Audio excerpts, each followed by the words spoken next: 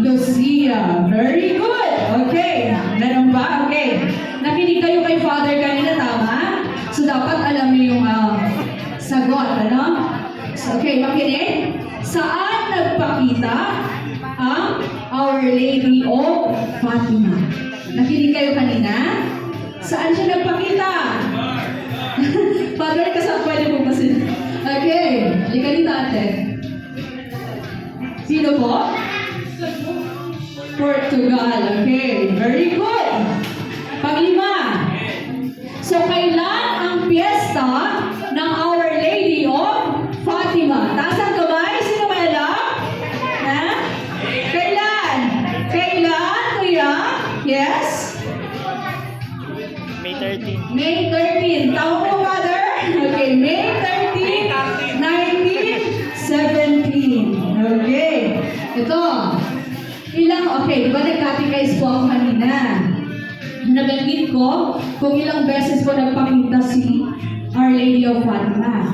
So, ilang beses nagpakita si Our Lady of Fatima sa tatlong bata? Ha? 6. Tama po ba, Father? Tama. Okay. So, meron pa po tayo tatlong katanungan. So, ano ang pangunahing mensahe ng Birhen ng Fatima? So, nasabi ko ni Father yun kanina. Ha?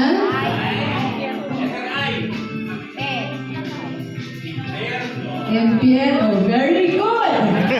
Okay. Pangalo po, kailan ang huling pagpapakita or nagpakita si Our Lady of Fatima? Kailan yun? Nasabi ko yan kanina. Ano? Tapos ka na huli? Nakakuha ka na kanina? Sino mga hindi pa nakakuha?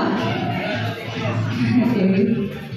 Number 30. Very good. Wow! Galing-galing naman. Nakikinig talaga kanina.